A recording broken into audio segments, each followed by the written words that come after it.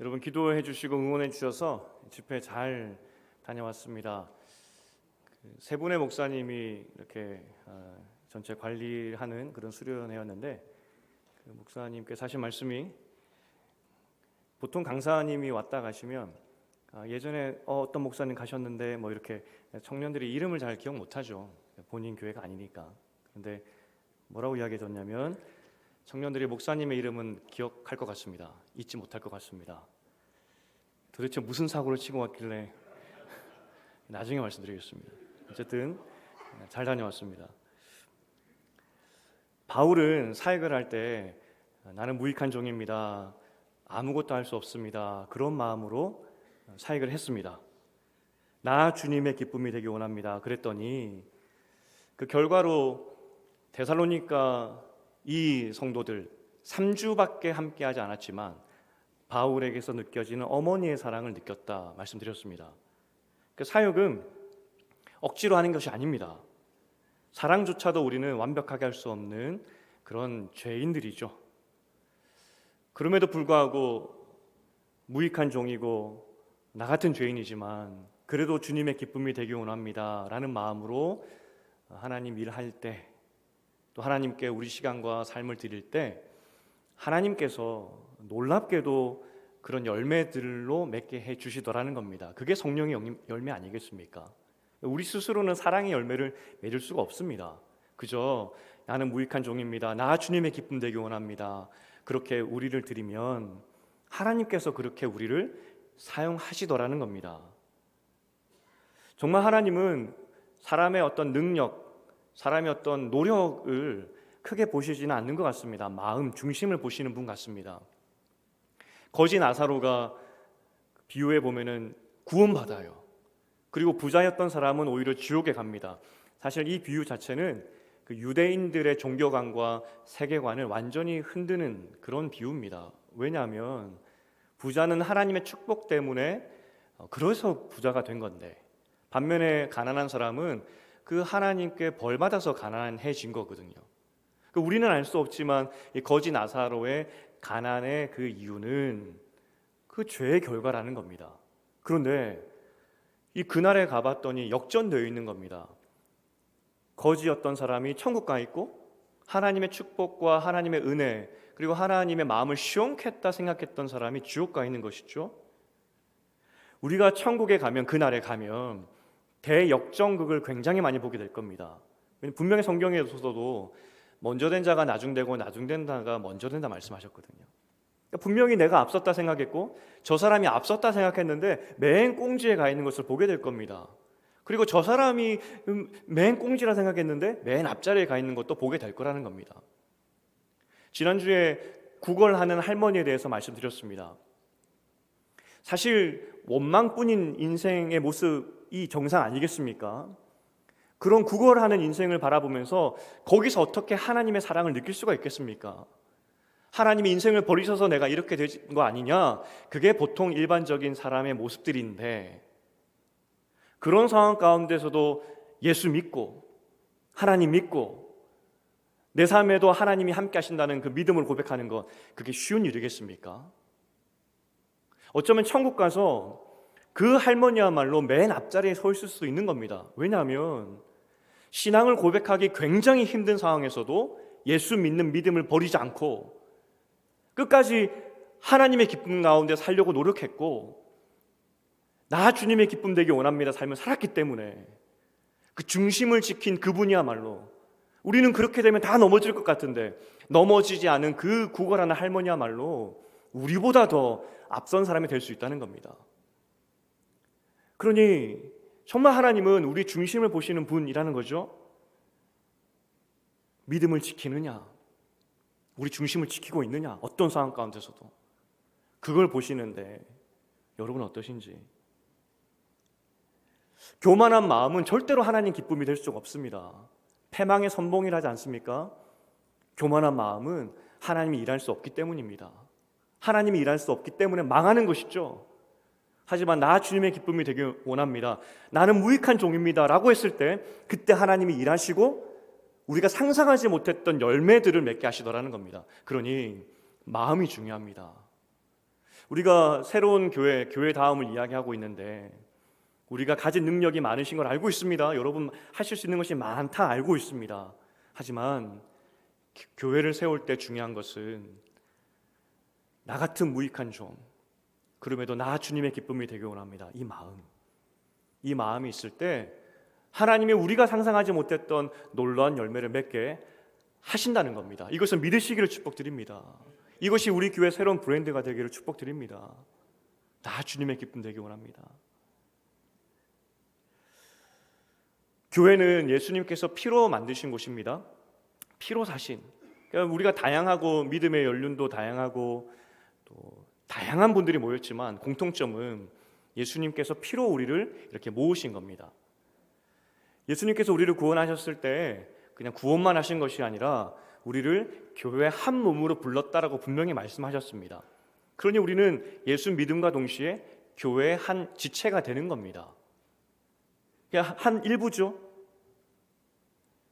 하지만 이 교회의 일부 안으로 들어오는 것이 점점 어려워지는 세대입니다. 교회 안으로 잘 안 들어오려고 해요. 먼저 이 교회에 대한 시선 때문에 그럴 수도 있습니다. 교회 다니는 것이 시선이 곱지도 않고 실제 다녀보니까 상처도 많이 받고, 또 두 번째는 이 세상 세태가 그렇습니다. 더 이상 이 교회에 와서 간섭받는 것을 굉장히 싫어하게 된다. 이것이 지금 세대 모습이라는 겁니다. 청년 사역을 할 때 청년들이 구체적으로 삶에 대해서 적용을 하거나 또 지적을 하면 왜 내 삶에 간섭합니까? 그렇게 이야기를 해요. 특별히 연애. 우리가 만나서 믿음 가운데 잘 좋은 가정, 믿음의 가정을 만들어야 되지 않겠습니까? 그래서 연애하는 지체들을 불러서 가이드를 주려고 하면 왜 내 연애까지 간섭합니까? 라고 이야기를 한다고요. 제가 신방이 우리 인생 가운데 굉장히 중요합니다라는 말을 드리는 것이 아니라 우리 가정을 오픈하는 것도 이제 어려워졌어요. 별로 드러내고 싶지 않는 것이 우리 모습이고 지금 세태라는 겁니다. 시대죠. 또 이 목회자에게 자신의 삶을 상담하는 것도 이제는 별로 안 좋아하는 것 같습니다. 아마도 목회자에 대한 실망일 수도 있습니다. 저 사람도 한 사람인데 내 것을 왜 저 사람에게 이야기해야 되나 그런 생각이 들 수도 있겠고요. 하지만 사회 분위기가 또 그렇게 되기 때문에 굳이 내 이야기를 하는 그런 마음도 동시에 들고요. 더 문제는 우리가 실천적 무신론자의 삶을 살고 있지 않습니까? 많은 크리스찬들이 주일은 교회 다니지만 6일은 하나님 없는 삶. 그러니까 신앙에 대한 고민이 없는 겁니다. 물어볼 게 없죠. 6일은 하나님 없이 사는데. 이 시대의 모습인데 이 교회의 모습도 이 시대의 시류를 따라서 교회 안에 들어오는 것도 별로 싫어하고 교회 간섭받기도 싫어하게 되었다는 겁니다.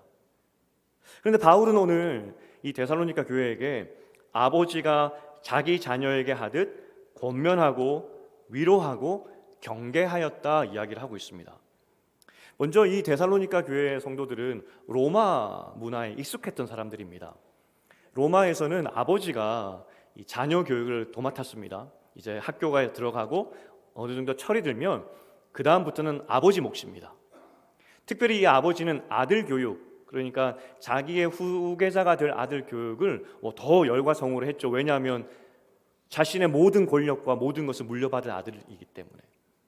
어쨌든 이 모든 자녀들의 책임은 아버지 몫인데 그럼 뭘 가르쳤을까 싶죠. 우리나라도 이 가부장적이었던 조선시대만 우리가 봐도 사극 같은 거 봐도 아버지들이 뭘 가르치죠? 삶에 대해서, 또 신하의 도리로, 또 자녀로서, 남편 아내로서 이런 삶에 대해서 가르치는 것을 보게 됩니다. 로마 시대도 똑같았습니다. 도덕이나 윤리나 사회생활에 대한 것을 가르쳤습니다. 인격적인 것들. 특별히 로마 시대에는 봉사를 굉장히 중요시했습니다. 그래서 너가 책임 있는 사람으로서 어떻게 나라를 위해서 봉사할 것인지에 대해서도 가르쳤었습니다. 이것은 다 아버지가 가르치는 몫이었습니다. 때로는 그 아버지가 혹독하게 가르쳤습니다. 잘 따라오지 않고 어긋날 때는. 심지어 너무나 혹독해서 때려 죽이는 그런 일도 있었습니다. 그렇게 살면 안 되는데 그렇게 사니까 때려 죽였던 아버지들도 있습니다. 오늘 데살로니가 교회를 향해서 바울이 이야기합니다. 내가 어떻게 사역을 했느냐? 쉽게 말해서 속속들이 다 간섭했다는 그 표현입니다. 아까 우리가 권고하고 위로했다 이 말이 나왔는데 이 원어로 보면은 똑같은 그 단어가 두 번 반복이 되어 있습니다. 강조하기 위함이겠죠? 그래서 권고하고 권고했다 이것인데 이걸 좀 더 우리가 해석을 하면 의역을 하면 특별한 행동 방침을 권면했다. 이렇게 살아야 된다. 권면했다는 것이죠. 훨씬 강한 의미입니다. 그 다음 마지막 세 번째였던 경계하노니 이것도 그 원어로 보면은 요구했다는 겁니다. 내가 너희에게 어떠한 삶을 살도록 요구했다는 겁니다. 그래서 이 문장을 아버지가 자기 자녀에게 양육하듯 했다는 이 문장을 우리가 번역을 하면 아버지가 자기 자녀에게 하듯 특별한 행동 방침을 반드시 하도록 권면했고 내가 그것을 요구했다. 이렇게 번역할 수 있다는 겁니다. 그래서 그 결과로 집집마다 아이들이 다 다르지 않습니까? 그런데 바울 집의 애들은 달라. 이런 말을 듣게 만들었다는 겁니다. 저 집의 아이들은 아버지가 얼마나 혹독하게 그 삶을 간섭했던지 저 집의 아이들은 좀 달라. 이 말을 듣도록 혹독하게 간섭했다는 그 의미입니다. 제가 이제 결혼할 때쯤 돼서 10몇 년 만에 어렸을 때 함께 자랐던 동네 형을 만나게 되었고 그래서 그 형 집에 초대가 되었었습니다. 그 형도 결혼하여서 있던 그 집에 갔고요. 근데 이제 어린 시절 막 이야기를 하다가 제가 그 형과 2살 차이가 나는데 참 잘 따랐고 재밌게 놀았던 친했던 그런 형입니다. 근데 그 형이 그 옛날 이야기를 하면서 그 저 때문에 스트레스를 많이 받았다 이야기하는 거죠. 왜 그러냐 그랬더니 저희 집에 가서 제 책상 서랍을 쫙 열면은 그 연필이 가지런히 정리되어 있었대요. 항상. 그래서 맨날 혼났대요. 저 집 아이의 서랍은 이렇게 정리가 되어 있는데 너는 뭐 하냐고. 그리고 또 결정적인 게 뭐냐면 저희 집이 3남매 아니겠습니까? 밖에서 놀다가도 집에 들어갈 때에는 동네에 샘이 있었습니다. 샘에서 3명이 쪼르르 앉아가지고 손 씻고 들어갔어요. 엄마가 시켜서. 귀찮아서 안 씻을 때가 있었는데 그러면 굉장히 혼났습니다. 그래서 항상 씻고 들어갔어요. 그 형이 이야기합니다. 그것 때문에 내가 엄청 혼났다고. 저 집 애들 보라고. 손 씻고 들어오는데 아무리 놀다가도 손 씻고 들어오는데 셋이나 너는 뭐 하냐고. 다른 집이죠. 바울이 그렇게 혹독하게 그들의 삶을 간섭하면서 이렇게 살라고 말했고 권면했고 구체적으로 요구했다는 겁니다. 훈육이죠. 혹독한 훈육이었습니다. 그러면 이 바울이 이렇게 혹독한 권면의 내용, 그 이야기를 이 데살로니가 성도들에게 했는데 과연 어떤 마음으로 무엇 때문에 그리고 실제적으로 이 권면의 목적이 무엇일까 싶습니다. 12절에 나옵니다. 12절의 내용을 잘 분석해 보면은 이게 한글 번역이기 때문에 좀 순서가 문장 순서가 뒤바뀌었어요. 제가 이거 원어로 번역을 해드리면 먼저 이렇게 시작을 합니다. 내가 이렇게 아버지 역할을 하는 이유는 그 이유를 설명하는 문장이거든요. 그래서 이유는 하면서 하나님께 대하여 합당하게 행하려 하기 위함이다. 그 문장이 먼저 나와요. 내가 너희를 혹독하게 훈련시켰던 것은 훈육했던 것은 쉽게 말해서 하나님의 그 자녀답게 제자답게 살게 하기 위해서 그렇게 혹독하게 그 훈련시켰다는 겁니다. 이해가 되죠? 그 집 아이는 달라야 되니까 하나님 집 자녀는 달라야 되지 않겠습니까? 그래서 혹독했다는 겁니다. 그런데 그 다음 문장이 굉장히 중요합니다. 그 문장 구조로 보면은 그 하나님을 위하여 합당하게 생활하기 위함이었다는데 그럼 그 하나님이 누구냐? 도대체 그 하나님이 누구시길래 그 하나님을 위하여 그렇게 제자의 삶, 그 혹독한 훈련을 받는 삶을 살아야 되느냐? 그 중요한 질문 아니겠습니까? 바울은 그 하나님이 누구인지에 대해서 문장 구조로 그 뒤에 이어서 설명을 합니다. 그 하나님은 누구냐면 너희를 불러서 하나님 나라와 영광에 이르게 하시는 분이다. 그렇게 이야기합니다. 그러니까 그 하나님이 너희를 불렀는데 그 부르심의 목적이 무엇이냐면 하나님의 그 나라와 영광에 이르도록 그것을 위해서 부르신 분이다. 그렇게 이야기하는 것이죠. 그 위대한 하나님이 우리를 불렀는데 무엇 때문에 불렀느냐? 다른 이유가 아니라 어떻게 인간이 하나님의 영광을 볼 수가 있겠습니까? 어떻게 인간이 하나님 나라를 볼 수가 있겠습니까? 그런데 그거 보여주려고 하나님이 너희를 불렀다는 겁니다.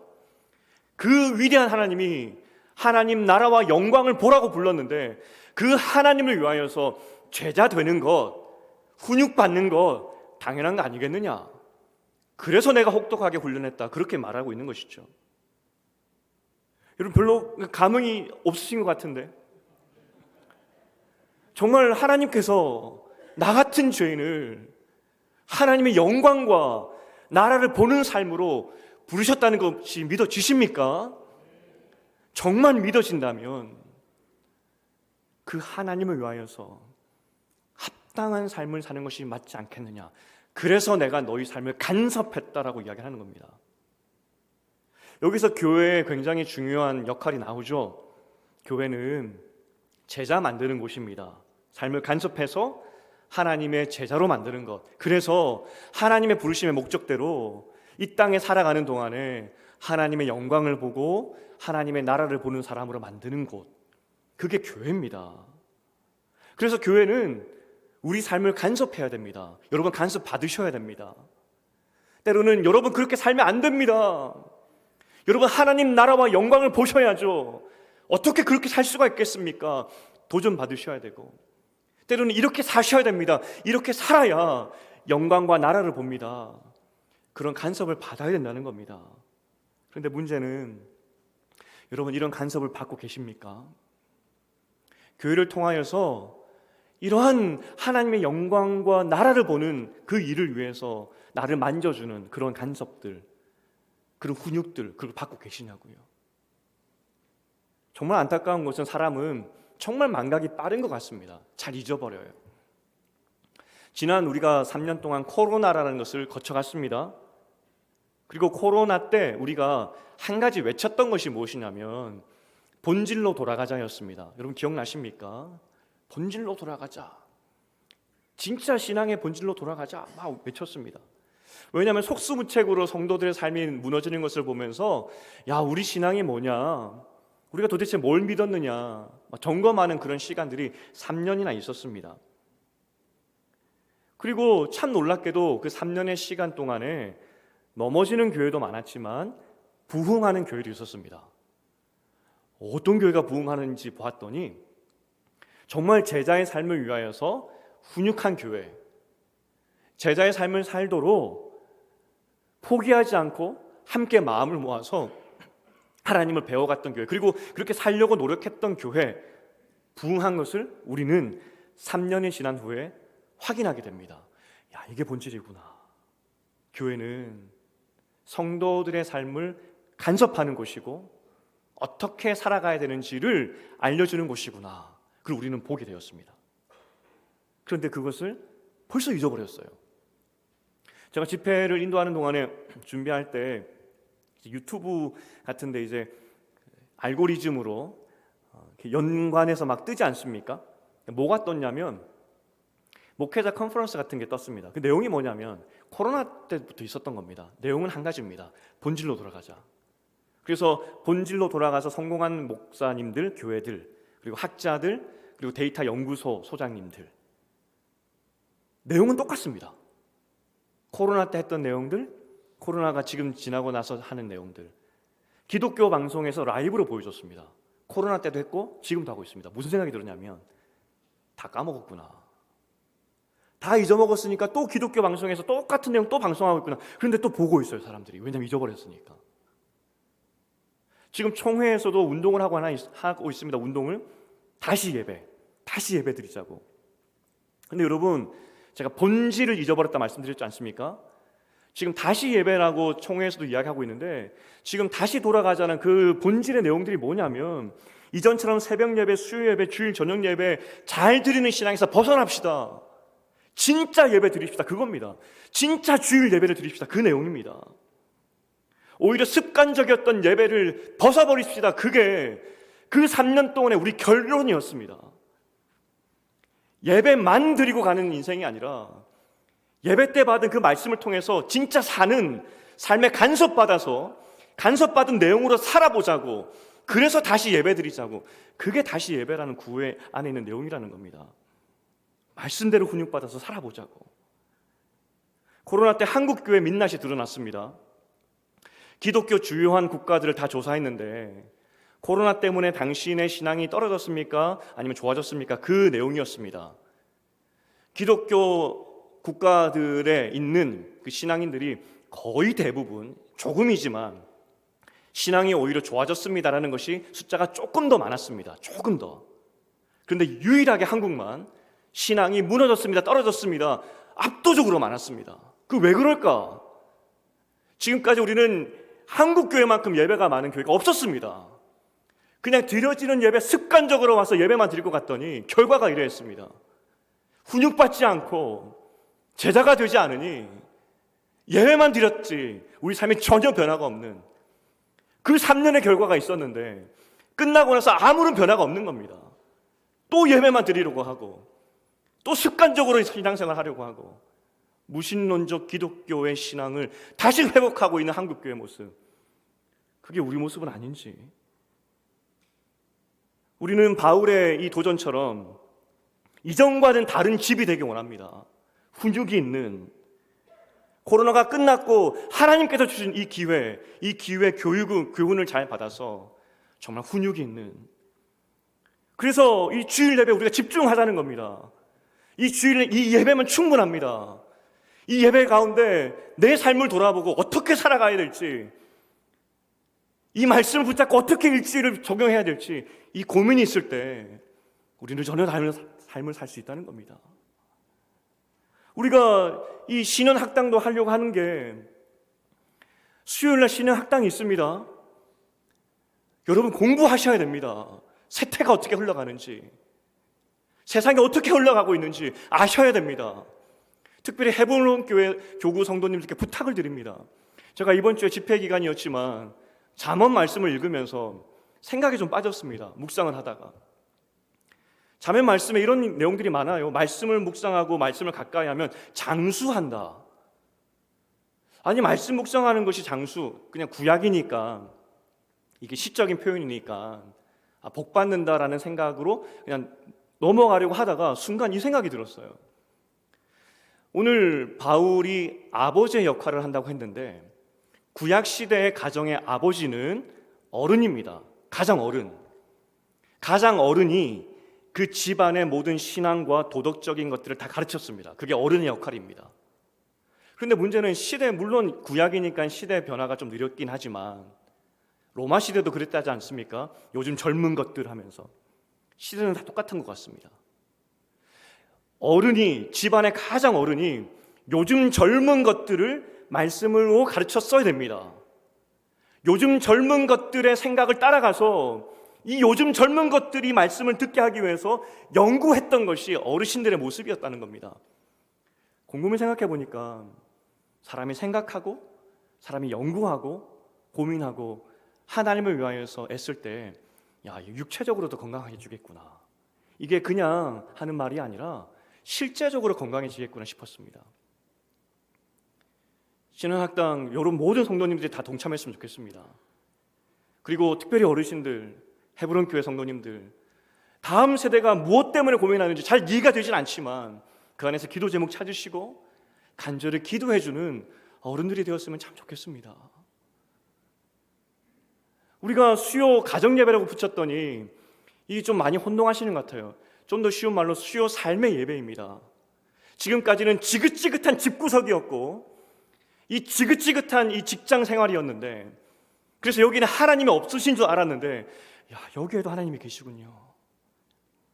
야곱이 도망갈 때, 형 피해서 도망갈 때 광야에서 나는 죽었구나 하고 있었는데 그 밤에 하나님의 그 환상을 보고 나서 하나님이 안 계시는 줄 알았는데, 여기는 없는 줄 알았는데 여기 하나님이 계시군요.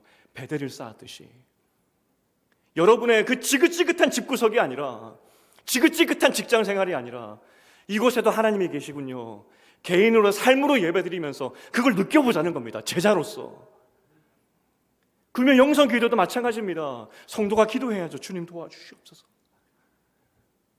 제가 부임하고 나서 여러분들이 그 은혜 많이 받았다고 말씀들을 많이 해주셨어요. 근데 곰곰이 생각해 보십시오. 제가 했던 설교의 내용이 주로 뭐였던지. 교회다워지자고, 서로 기도의 눈빛으로 기도원처럼 깨워주자고, 그 갈렙의 눈빛으로 서로 깨워주고 기도하자고. 여러분 그때 은혜 많이 받으셨다 말씀하셨지 않습니까? 이제 소그룹으로 흩어져서 사랑방에서 그거 하려고 하는 겁니다. 은혜 받았으면 은혜 받은 대로 살아야 되지 않겠습니까?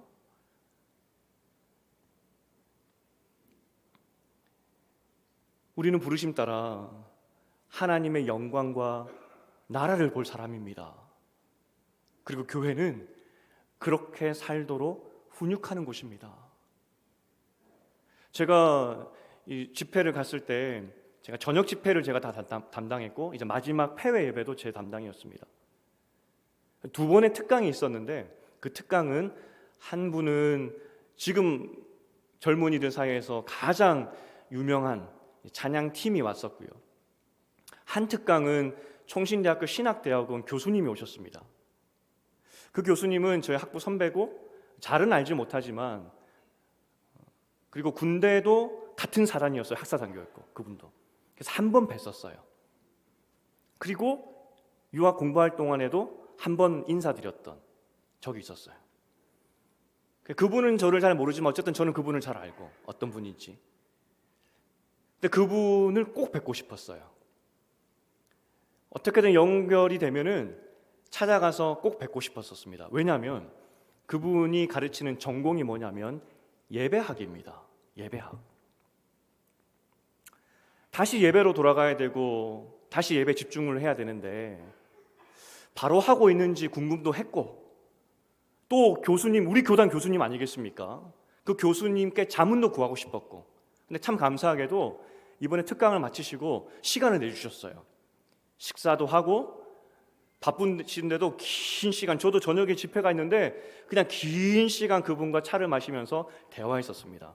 그리고 제가 직설적으로 물었습니다. 목사님, 주일 예배 말고 다른 예배 없애는 거 어떻게 생각하십니까? 제가 직설적으로 물었습니다.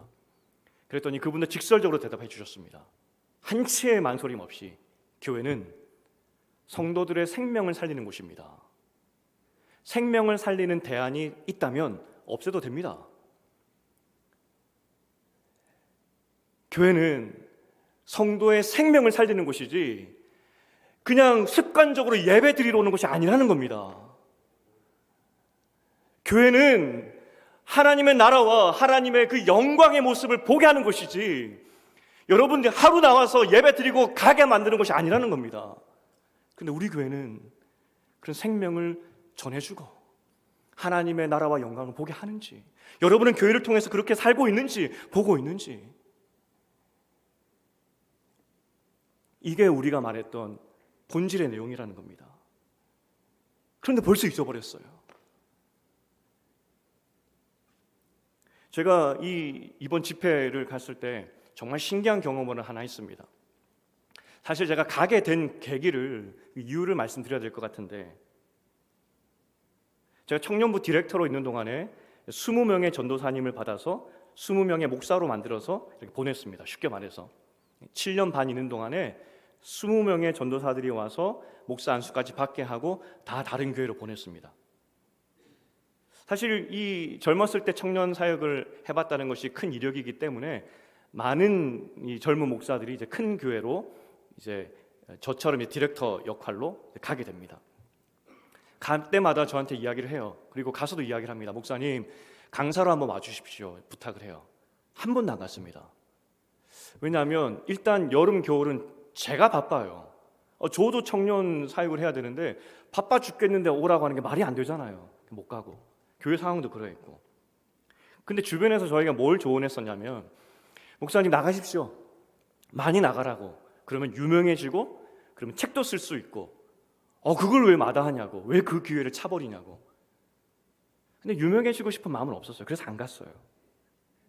그런데 이번에 사랑의 교회 대학부에서 연락이 왔어요. 한 분이 글로 갔거든요. 근데 제가 간다 그랬어요. 제 마음 가운데 여러분도 의심이 유명해지려고? 스스로에게도 물었습니다. 유명해지려고? 그건 아니었어요. 제가 왜 갔냐면 20명의 사역자가 있었는데 그 중에 한 분이 5년을 있었습니다. 5년. 오래 있었죠. 그분이 저에게 혹독하게 훈련받았습니다. 정말 한 번은 그따위로 사역할 거면 사임하라고, 이틀 시간 줄 테니까 생각해보고 다시 오라고, 사직서를 가지고 오든지 똑바로 사역하든지. 그분이 저하고 5년 있었습니다. 20명 중에는 정말 훌륭하고 똑똑하고 많은 분들이 있었는데 어느 날 한 분이 물었습니다. 어떤 분하고 20명 중에 어떤 분하고 사역하고 싶습니까? 라고 물었을 때 저는 그 사람을 꼽았습니다. 그 사람. 5년 동안 너무나 제가 좋아하고 사랑하는 그런 후배 목사로 성장했던 것이죠. 그분이 사임할 때 저한테 물었습니다. 목사님, 강사로 한번 초대해도 되겠습니까? 사랑의 교회 대학부로 가게 되었는데. 제가 그랬습니다. 날 알지 않냐고. 안 간다고. 그런데 당신이기 때문에 일생에 한 번은 가주겠다고. 당신이기 때문에 다른 사람은 부탁해도 안 가겠지만 당신이기 때문에 일생에 한 번 가겠다고 제가 약속을 했습니다. 그리고 그 일생에 한 번이 이번이었습니다. 그런데 가는 날 집 밖을 문을 나서는 순간 후회했습니다. 내가 왜?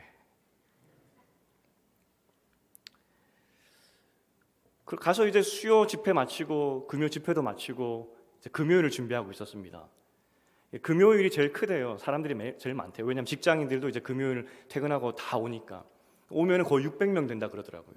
그러니까 이제 설교를 어떻게 배치해야 되겠습니까? 제일 잘하는 거를 금요일 날 딱 준비했겠죠. 그래서 7시에 집회가 시작인데 7시, 6시 50분이 딱 되었을 때 이제 마지막 원고를 마지막 장까지 딱 읽었습니다. 이제 가면 됩니다. 저는 마지막 원고를 탁 읽었는데 갑자기 제 마음 가운데 이거 설교하지 마 그러는 겁니다. 10분 남았는데 이미 자막도 다 넘겼고 결단 찬양도 다 넘겼는데, 그리고 어떤 마음이 드냐면 마지막 날 폐회 때 하려고 했던 그 설교를 해야 돼. 그 마음이 있는 겁니다. 폐회 예배 때는 세상에서 잘 사십시오 뭐 이런 내용 그냥 마무리하는 내용인데 지금 준비도 안 됐습니다. 얼른 파일을 열어봤죠. 금요일 날 지금 해야 될 그 원고 길이는 제가 아이패드에 놓고 하는데 60컷이었습니다. 60장, 쉽게 말해서 60컷. 지금 금요일 날 마지막 날 토요일 날 이제 폐회 예배로 제가 지금 얼기설기로 그냥 대충 틀만 잡아놓고 제대로 읽지 않았던 그 원고망에 쌓여있는 장수로 봤더니 45장밖에 안 되는 겁니다. 준비가 안 된 45장의 설교, 지금 다 준비된 60장의 설교, 뭘 가지고 올라가시겠습니까? 순간 기도했습니다. 하나님 어떻게 하시라고요? 막 심장이 이거 뛰는데 정말 긴장해서 막 뛰는 심장 있지 않습니까? 정말 미쳐버리겠더라고요. 그런데 너무나 그 마음이 강력해서 제가 45장의 설교를 하기로 합니다. 그리고 찬양하는 시간이 있기 때문에 한 30분 정도 저에게 시간이 있었어요. 빨리 자막 같은 거를 보내주고 결단성도 그 시간에 정하고, 그리고 그 짧은 시간에 순식간에 그냥 한 번만 대충 읽어보고 그리고 갔습니다. 이제 대기실에 앉아 있는데 눈이 저절로 감기더라고요. 감사하게도 그 심장은 뛰진 않더라고요. 어떻게 되겠지 뭐. 어떻게 됐겠습니까? 준비한 데 45장의 설교로 올라갔는데 어떻게 됐겠습니까? 제가 2시간 20분을 설교했습니다. 그리고 찬양도 원래 한 곡이었는데 한 곡 더 했어요. 앵콜 뭐 이렇게. 그리고 어쨌든 저는 이제 설교 끝냈으니까 방에 올라왔고요. 한 11시 20분쯤 톡이 왔습니다. 그 목사님에게. 목사님, 기도회를 마쳐야 되는데 내일 새벽 스케줄이 있기 때문에 기도회를 마칠 수가 없습니다. 감사합니다. 그렇게 톡이 왔어요. 그리고 그 다음날 만나봤더니 그 기도회 어떻게든 정리하고 나서 목사들 3분과 이제 간사들 모여가지고 피드백하는 시간이 있었는데 새벽 2시까지 피드백하면서 목사들도 울고 그런 은혜가 있었다고. 그리고 아침에 피곤한데도 청년들의 얼굴이 달라졌다고 그렇게 이야기하는 거예요. 지금 제 자랑을 하고 있는 게 아닙니다. 제가 그러면 2시간 20분 동안 무슨 설교를 했을까요? 도대체 저 사람이 무슨 설교를 했길래 어쨌든 그런 은혜가 있었을까 하는 질문이 들지 않습니까? 도대체 무슨 설교를 했었길래? 교회론 설교였습니다. 교회론. 마지막 날이니까 여러분 교회 가서 잘 사십시오라는 의미로 마지막 날 교회론을 이렇게 제가 준비했는데 그 교회론을 금요일 밤에 설교한 거예요. 제가 뭐를 이야기했냐면 교회는 여러분 삶을 간섭하는 곳입니다. 간섭 받으셔야 됩니다. 간섭한다고 왜 간섭하냐고 떠나지 마시고 싫다고 떠나지 말고 간섭 받아야 됩니다. 그리고 훈련 잘 받아야 됩니다.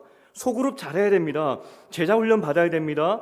예배만 드리는 신앙 멈추십시오. 그게 그 내용이었습니다. 다른 게 없었어요. 교회론 전화가 왔습니다. 교회 잘 다니라고. 교회 그냥 습관적으로 다니지 말고 그 마음에 그 훈육을 받으면서 다니라고. 그거 2시간 20분 동안 전했다는 겁니다. 너무 뻔한 내용 아니겠습니까? 청년들이 제일 싫어하는 내용입니다. 교회 내용 또 이야기한다고 제일 싫어하는 내용이라고요. 잔소리처럼 들으니까. 그런데 그날 밤에 그런 반응을 보면서 야, 하나님께서 정말 교회를 사랑하시는구나. 우리가 신앙인으로서 교회 말고 다른 곳에서 살아날 수 있는 방법이 없구나. 교회는 정말 생명이구나. 그리고 하나님께서 그 생명의 본질을 살리시기 진짜 원하시는구나. 저는 그것을 눈으로 보고 왔습니다. 제가 설교를 하고 나면 괴로워 죽습니다. 여러분 몇 번 말씀드렸지만 정말 이 생명의 말씀을 잘 전하지 못했다는 그 죄책감 때문에 항상 괴로워하는데 그날은 푹 잤습니다. 제가 한 것이 아니라 정말 하나님 하셨기 때문에. 정말 하나님께서 교회를 사랑하시고 이 교회를 통하여서 정말 하나님의 나라와 영광을 보도록 만드시기 원하시는구나. 이게 교회구나. 저는 그걸 봤다고요. 간절히 바라기는 그냥 예배만 드리는 신앙에서 벗어나서 하나님의 영광과 하나님의 나라를 보시기를 축복드립니다. 이 교회에서 양육받으시고 훈련 받으셔서 하나님의 부르신 목적대로 하나님의 나라와 영광을 보시기를 다시 한번 축복드립니다. 이제 말씀을 맺겠습니다. 제가 청년사역이 강남교회에서 7년 반을 하면서 한 가지 미안한 게 있습니다. 뭐냐면 이 코로나 3년 동안에 이제 나중에는 이제 좀 풀리지 않았습니까? 그래도 거리두기가 있었습니다. 그래서 한 칸 띄고 1m 띄고 마스크 쓰고 그리고 아멘이나 통성기도나 찬송도 크게 부르지 못하게 했던 적이 있었습니다. 기억나십니까? 그때를 지나고 이제 완전히 정상화가 되었는데 마스크를 벗고 예배를 드릴 수 있는데 문제는 그게 습관이 되어서 제가 아멘을 많이 시키는 사람이 절대 아닙니다. 저도 아멘을 하는 게 부끄럽기 때문에 저 같은 사람이 있을 거라 생각해서 아멘 이렇게 많이 안 시킵니다. 그런데 참 감사하게도 그 청년들은 아멘을 해요. 알아서. 그런데 코로나가 지나고 나서 아멘이 사라진 겁니다. 습관이 돼버렸으니까. 안 하는 게 습관이 되어서. 그래서 제가 이 떠나오기 전에 이 마지막 해 2023년에 첫 해부터 계속 아멘 훈련 다시 시켰습니다. 자, 아멘 해야 될 때입니다. 자, 준비하시고 이렇게 하기 바랍니다. 그러면 아멘 하고. 제가 그 훈련부터 다시 하려고 합니다. 아멘 하실 수 있겠죠? 왜냐하면 우리가 믿음으로 고백한 대로 우리는 그렇게 훈육받은 것을 고백한 대로 살아가기 때문입니다. 이제 아멘 해야 할 때입니다. 이제 지금 그 아멘 말고 제가 이렇게 하시기 바랍니다. 이렇게 하면 아멘은. 교회는 훈육하는 곳입니다. 어떻게 하면 생명력을 줄지 고민하는 곳이 교회고 그 생명력을 통하여서 하나님의 나라와 영광을 보게 하는 곳이 교회입니다. 예배드리라고 모인 것이 아닙니다. 예배는 주일 예배로 완벽합니다. 완전합니다. 우리의 모든 프로그램들은 우리의 모든 신년교회 프로그램들은 하나님의 영광을 드러내고 나라를 보게 하는 그런 것으로 체질 개선을 하려고 합니다. 간절히 바라기는 이 교회를 통하여서 진짜 하나님의 제자 되시고 하나님의 부르신 목적대로 하나님의 나라와 영광을 보시기를 축복드립니다. 이 교회를 통하여서 그냥 헛되게 그냥 방황하는 인생이 아니라 하나님의 능력 있는 제자의 삶을 살기를 축복드립니다. 어떠한 고난이 온다 할지라도 넘어지는 신앙이 아니라, 코로나 같은 것이 또 온다 할지라도 넘어지는 신앙이 아니라 하나님의 나라를 사는 여러분 되시기를 축복드립니다. 우리가 이제 신원교회 신원학당도 있고요, 개인 예배 시간도 있습니다. 사랑방도 있습니다. 헤브론 교회도 있습니다. 새벽 예배 설교도 있습니다. 금요 영성 집회도 있습니다. 이 모든 것이 여러분을 훈육하여서 살리는 은혜가 있기를 주님의 이름으로 축복드립니다. 이제 우리가 이 마음을 담아서 하나님 우리 교회를 사용하시고 나를 훈육시켜 주시옵소서. 210장 다 함께 일어나서 찬양하시겠습니다.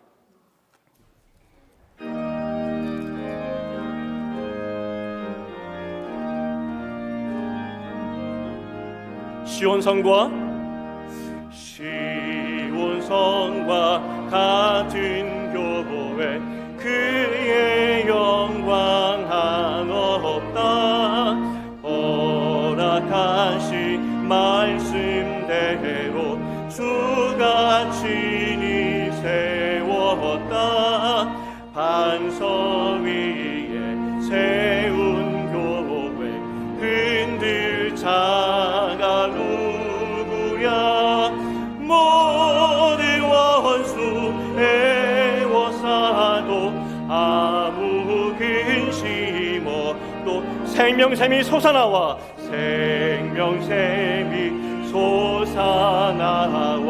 모든 성도만 언제든지 흘러넘쳐 부족함이 없도다. 이런 물이 흘러가니 목마른 자 누구랴. 주의 은혜 풍족하여 넘치고 도는, 우리 목소리로만 주의 은혜 내가 받아 시온 백성 되는 때, 세상 사람 비방해도 주를 찬송하리라. 세상 헛되 모든 영광 하지만 개 같으나 주의 자녀 받을 복은 영원 무궁하도다. 아멘. 아멘. 주의 자녀 받을 복은 영원 무궁합니다. 왜냐하면 우리 복은 이 땅의 복이 아니라 하나님의 나라와 영광이기 때문입니다. 하나님께서 이 땅 가운데 살아가는 동안에 하나님의 나라와 영광을 볼 수 있도록 부르셨다 말씀하십니다. 그 볼 수 있는 방법은 이 교회를 통해서 훈육받을 때, 말씀을 통해서 내 가슴이 찔려질 때, 그 말씀을 통해서 살아갈 때, 그때 우리는 하나님이 약속하신 하나님의 나라와 영광을 본다는 것입니다. 간절히 바라기는 하나님의 부르심대로, 하나님께서 여러분을 이 교회로 부르신 대로 이 교회를 통하여서 훈육 받으시고, 그래서 하나님의 나라와 영광을 보는 그런 인생 사시기를 주님의 이름으로 축복드립니다.